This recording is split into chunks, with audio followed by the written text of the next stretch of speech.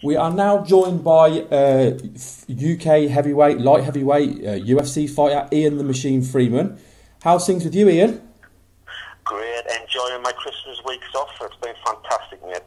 Yeah, you had I know you've got a family. You enjoyed spent Christmas with your family? Oh, great, man. I've just been drinking for about a week and a half now. I can't wait to get back to the gym. Too much drink, too much food, too much rich food. That doesn't work too well on the tummy when you normally have a good diet. Yeah. But gym's back open on Monday, so I'm really looking forward to that. So I saw your messages about your gym earlier on. How's your gym going? It's doing really well. Obviously, I'm changing plans this year. I used to have pay-as-you-go. Obviously, with the gym being brand new, it's only 16 months old. I thought, I'll do pay-as-you-go just to, get everybody there to see how they like it and everything. But now it's time for monthly payments only, because I found that there's a lot of wannabe fighters out there, even guys that don't fight. You see them on Facebook, you know what I mean? They've never fought in their life, but they class themselves for their job as a cage fighter, and you're thinking, idiot. What an idiot. That's all you are, just a pure born blown idiot. And you get these guys that come in the gym to pay £5, they spend all your interest and time on them, or try to get all the interest and time on them, and there's other guys there who really want to learn, you know what I mean? All they want to do is come in, have a little workout, walk away, and then tell everybody that they train at the Machines gym, they're a cage fighter, and you don't see them for about another month, and they just waste your time again.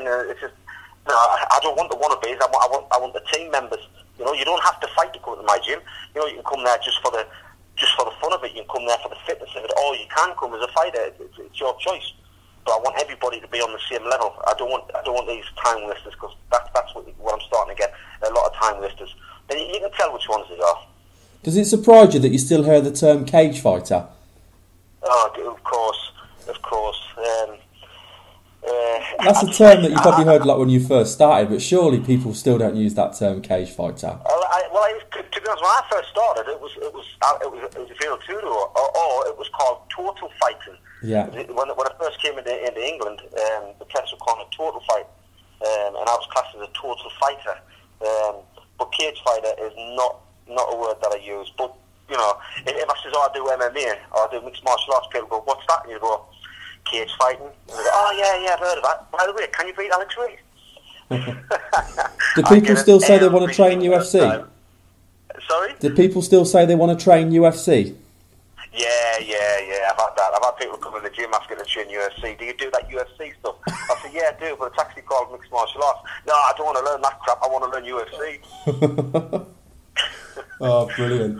Right, well, we've obviously tweeted, and I pointed out to you that I've been following the sport for a long time, and I remember you when you first debuted in UFC, and I think one of your biggest moments early on in your career, which if it's all right, we'll talk about, was UFC 38, which was that's what got me into the sport. Was I watched a video of that event, and I think it's fair to say you were brought in to lose to an up and coming future UFC prospect, if you like. But it didn't work out like that. So for the new fans who might not know as much about the history as what I do, who were you brought in to face, and how did the fight go at UFC 38? Well, yeah, you are right. I don't think I was meant to win, but I don't think I could have lost that night. I had so much fire in my belly that night. It's like, I don't care what man they put across the cage to me, I would have beat him. But the man they did put against me was Frank Mir, obviously the former UFC heavyweight champion. It was the first time that the UFC came to England. It was huge. It was a big card. It was at the Royal Albert Hall. And like I say, I was matched up with Frank Mir, but I didn't go Frank's way. I think it was 4 minutes 35 seconds to be precise. Absolutely. And I won by TKO ground and pound. So it was a nice win for me. Just to kind of show how big that card was. The card was headlined by, at the time, one of the biggest rematches, which was obviously Matt Hughes and Carlos Newton. At the time, you didn't get much bigger in the UFC than Matt Hughes, because he was the domineering, or went on to be the domineering welterweight champion. So it was a really big card, wasn't it? It was massive, and like I say, I'm thankful to be part of that, and obviously I'm thankful to bring MMA over to the UK, because I don't think the UFC, or mixed martial arts as it were, would have been as big if I hadn't have travelled the world and fought in the UFC before that. I think they would have been here by now, of course. But I think they came over a little bit earlier just to prove a point that the Americans were the best in the world, But obviously, I like to prove people wrong. Yeah, absolutely. And I think Mark Weir proved people wrong that night as well, because he had a pretty impressive win as well that night, from what I remember. Oh, mate, the fastest knockout in UFC history at the time. I think it has been beaten right now, but it was 10 seconds. It's brilliant, wasn't it? Knockout in UFC history. I mean, and Mark's such a lovely guy as well. He deserved it. I mean, you know, he's still fighting to this day, you know. Yeah. I know he hasn't been getting the wins that he wants, but he's a true mixed martial artist. I love the guy. I mean, I have been a fan of yours for quite a while, and I'm not just saying that, but I've read your book as well, and obviously, the book with regards to what you did before MMA, and you're obviously a doorman. You were, from what I gather, you were quite notorious. You had a bit of a reputation. How did you find the transition from going from that, which was obviously quite brutal, and I imagine it was quite rough around where you worked, to then transitioning to MMA? How did you find that transition? Well, do you know what it is? I think MMA was the best thing that ever happened to me with concerns to the door, because when I worked the door, you know, Sunderland, you know, and Sunderland at the time when you work at the door is a huge place. You know, there's no other town means anything to you. You know, Sunderland is my town. I'm going to take control of it. I'm going to run it. And if anyone steps in my way, they're going to face the consequences. And then I got into mixed martial arts, and I started fighting the best there was in England, the best there was in Europe, then the best there was in the world. And then you think, Sunderland is immaterial anymore. It just doesn't make sense. Why was I so bothered about this little place called Sunderland when I'm now proven that I'm the best fighter in the world? I mean, for example, if I was working the door in Sunderland and someone had come to me and went, Joe Bloggs says he can take you, I'll go find Joe Bloggs just to prove him wrong. And now if somebody comes to me and says, Joe Bloggs thinks he can take you, I say, well, there's my gym address. Tell him to try me anytime he wants. You know, my gym door's always open if he wants to come and prove himself. Because it's no longer a pressure, because I've proven that I can fight the best in the world, and I have beaten the best in the world. You know, so but it was the best thing that happened to me, which is getting mixed martial arts. It stopped me being such an aggressive person into a more positive person. And you've certainly, like you say, you've proved your way. You fought, and you fought all over the world. Do you want to say some of the countries that you've obviously fought in? Oh God, if I remember them. Obviously Holland, England, Japan, quite a few times. Austria. I've lost count of the amount of states that I've fought in America, but obviously the best is Las Vegas, the MGM Grand, and the Thomas and Mack Centre.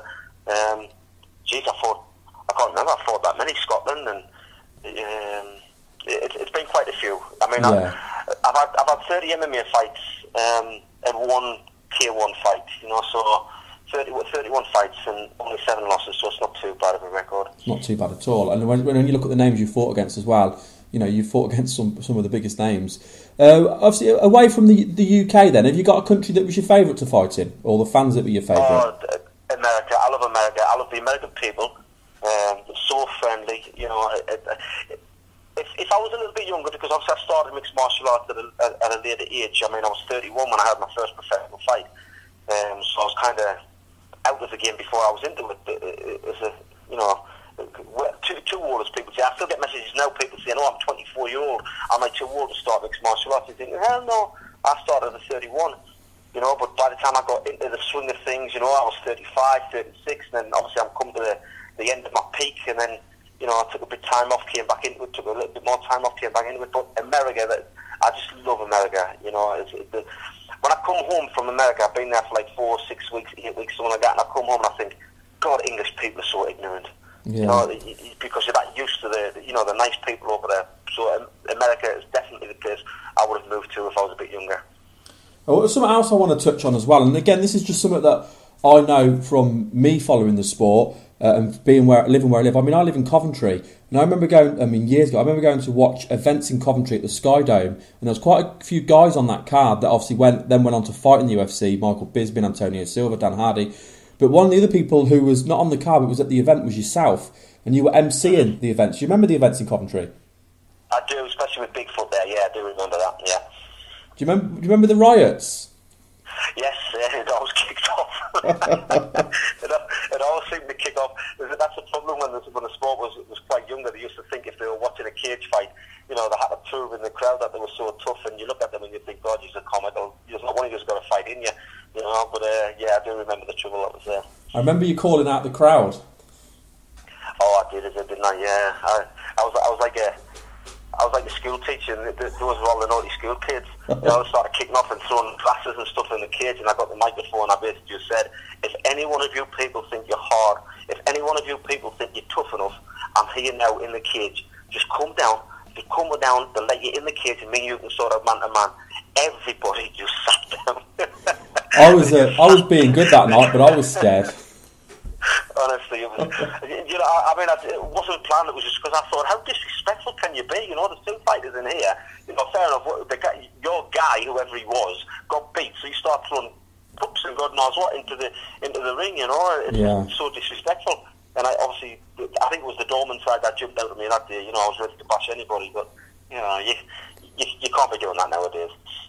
No, of course not. I mean, obviously the sport's gone a long way since then. I just thought I'd bring it up because I remember obviously being at the events in Coventry, and when you look back, there was, I mean, at the time the names weren't as well known, but they've obviously gone on to big things. We just had another guest on as well, another UK heavyweight, another good prospect, and he actually said, when I told him that you were going to be on the show as well, he said, "Oh, that's great." He said I think he used to train with you. He said, but you're one of the reasons he got into the sport. He read your book and he just found you inspiring, and that was Paul the Titan Taylor.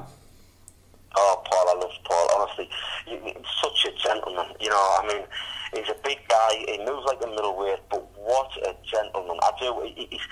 He came to my gym, he's come and trained with me, he said if it wasn't for me, he wouldn't be in the sport, and that, to me, that's what the sport's all about, I mean, people go, I remember the fight in UFC 38, and I watched that fight, and it was that got me into mixed martial arts. I read your book, it was that book that got me into mixed martial arts. I was bullied as a kid, and when I read your book, it drove me up to get to the gym, and that's what it's all about. It's not necessarily about getting in there and winning every single fight you have, because if you win every single fight you have, you're not fighting like people. You're being clever who you pick and choose. You just go in there, you give it your best, and you entertain the crowd, and if the crowd love you for it, and they want to follow your footsteps, that is the most, I couldn't ask for anything more. And Paul Taylor is one of those people. He is so respectful.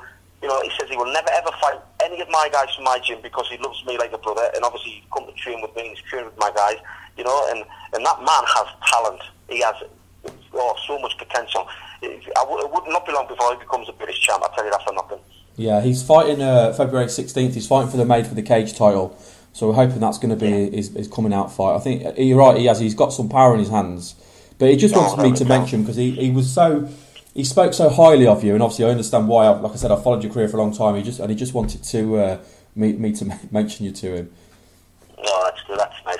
No worries. I'll send him a text after this. Tell him I love him. Right, I'm going to do a bit of we'll wrap up shortly. I want to do a little bit of reflection over your career. I mean, you've like you said, you've been there, you've done it. I mean, you talk about people who can talk the talk, but you're one of the people that not only have you talked the talk, but you've walked the walk as well. What is your standout moment from your MMA career? No, it has to be UFC 38, like you said. The fight at the Royal Albert Hall. It was very emotional for me.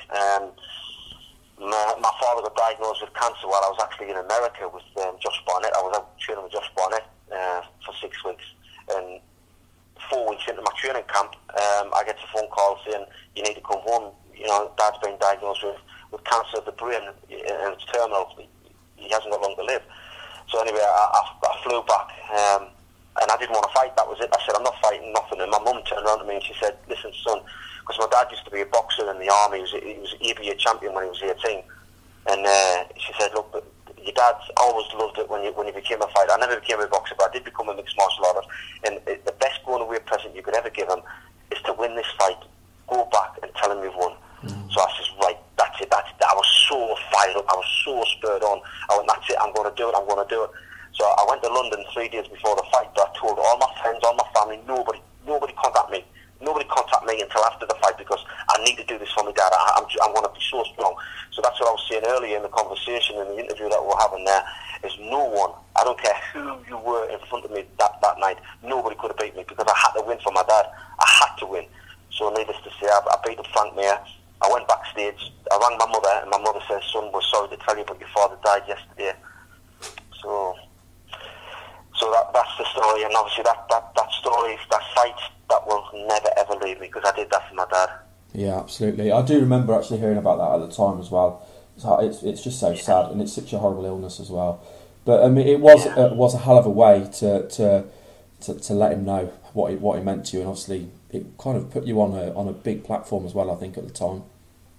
Well, if you watch the fight again, there's a part where he's down on the floor, and obviously I'm throwing elbows and everything, and I stand up. Frank Mir stands up, kind of half stands up with wobbly legs, and he tries to walk back to his corner. When he walks back to his corner, he falls back down again. Yeah. And when we got back home, you know, obviously the whole family sat down and watched the fight again. It was live on pay-per-view in England at the time, but it had been recorded, and we sat and watched it again. And when he fell down for the second time, my mum turned around and went, "That's your dad giving him one last hit." Brilliant. Oh, it was nice one. Every time I watch it, I think of him, obviously. Absolutely. Well, I want to just say it was a real privilege to talk to you today. I was so excited about getting you on. I've messaged you a few times. It was just always trying to catch you at the right time. Because, like I said, I've followed the sport for a long time, and you were one of the guys who, when I first started, especially being a UK fan, obviously, you were obviously the first big UK guy that went over and made an impact on the international stage, if you like. So it's been a real privilege to talk to you today. I mean, I still want to be involved with the sport, and I still am involved with the sport as much as I can be. I mean, I don't MC as much as I used to. I used to do just about every single show in the UK, but my passion now is commentating. I love doing comedy.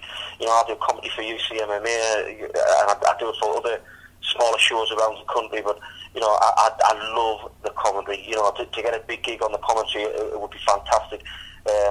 Bobby Razak from America, he came and did a bit of commentary with me the other day, and he went, "Wow, Ian, you know your stuff. You know, you're really clear, you're fluent." And I said, "Look, hey, get me on the biggest shows in America. I'm there." So, you know, if there is anybody who wants me for commentating out there, you know, get me involved, because I love it. That's what we want. We want you still in the sport in some capacity, and if that's what we want to do. We want to wish you all the luck with your gym as well. It sounds like it's going great, and I just hope it continues to go great for you. Oh, thank you very much. It's been a pleasure. Thanks, Ian. Hopefully we'll speak again in the future. All the best. Have a good New Year. Cheers, and you, mate. Bye.